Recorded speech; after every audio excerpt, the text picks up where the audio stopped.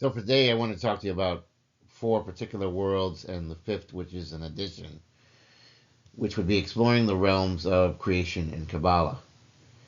The concept of the four worlds in Kabbalah provides a structured framework for understanding the process of creation, of manifestation, of divine energy, and the levels of consciousness within the human experience.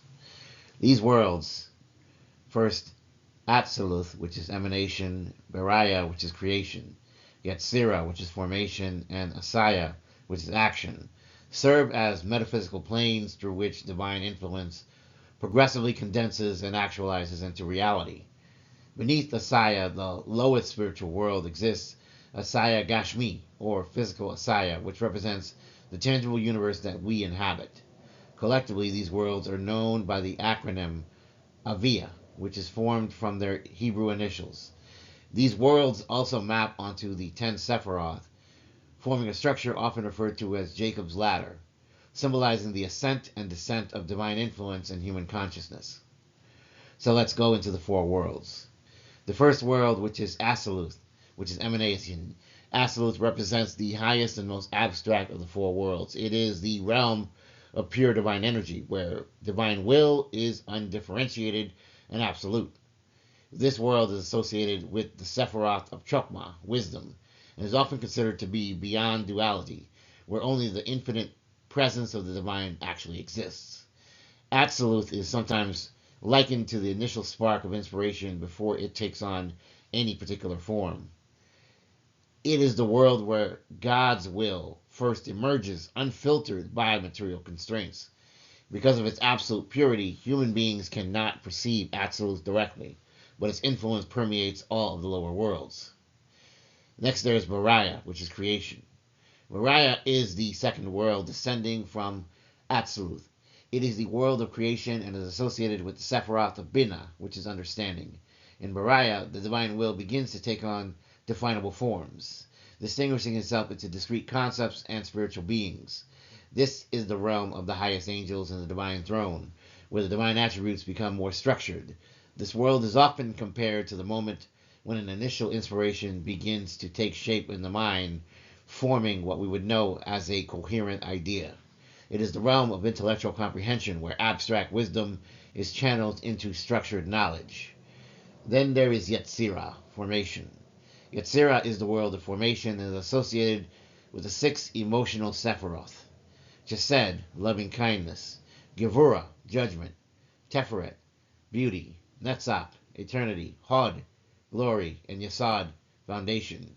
Here, the divine energy is shaped further into emotions, archetypes, and spiritual forms that bridge the gap between intellectual abstraction and physical reality. In human consciousness, Yetzirah corresponds to emotions and psychological states where intellectual ideas from Beri'ah translate into emotional experience.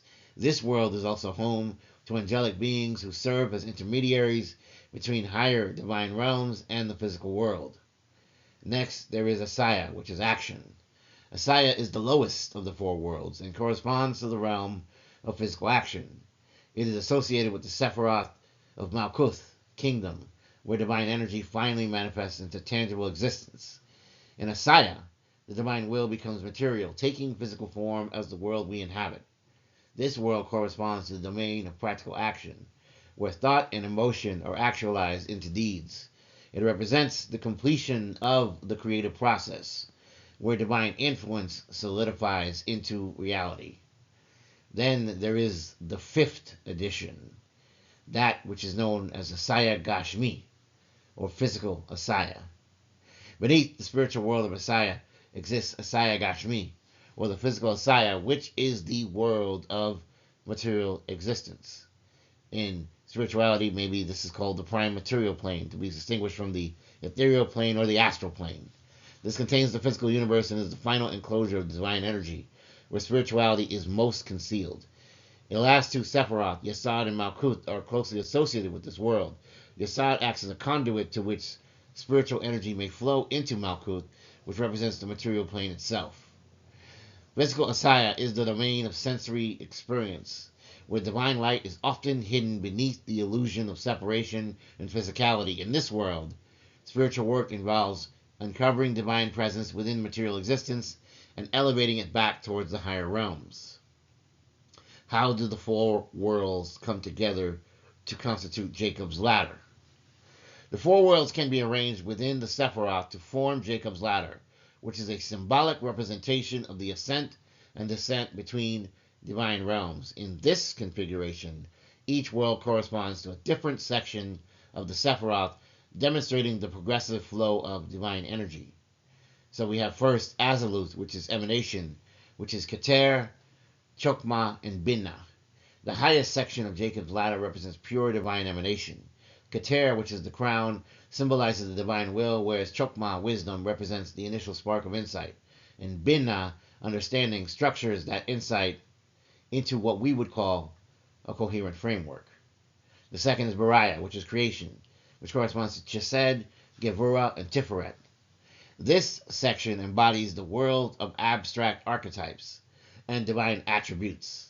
Chesed, kindness, represents expansion, whereas Yetzirah, judgment, represents restriction. And of course, the last of that being Sephirot, which is beauty, which harmonizes these forces into a beautiful balance. Yetzirah, formation, which corresponds with Netzach, Hod, and Yesod. Yetzirah corresponds to the realm of emotions and the formation. Netzach, which is victory, and Hod, which is glory, represent dual aspects of spiritual struggle, while Yesod, foundation, acts as a channel through which divine energy flows into the physical world. As the fourth, we have Assiah, which is action, Malkuth. Malkuth kingdom represents the physical world itself, where all divine energy is ultimately realized. This is the domain of tangible existence, where spiritual forces manifest in physical reality. Jacob's ladder here serves as a bridge between human consciousness and the Most High God, the divine. Through spiritual practice, one can ascend this ladder by refining their awareness and aligning their actions with higher wisdom. In conclusion, the four worlds, along with the additional physical Assiah, provide a structured cosmology that describes the descent of divine energy into creation and its manifestation in human experience. Atziluth is the realm of pure emanation. Beri'ah introduces structured creation. Yetzirah forms emotional and archetypal energies, and Assiah manifests these energies into physical reality.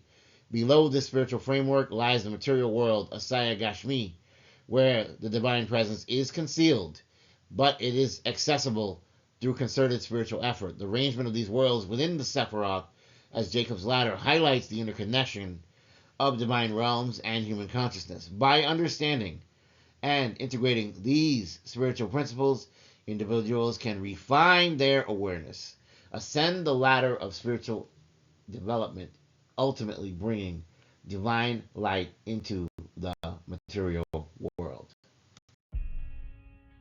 Please don't forget to like, share, and subscribe. If you're new here, this is a safe space. If you're returning, I love and appreciate you so much, and I'm glad that you're back.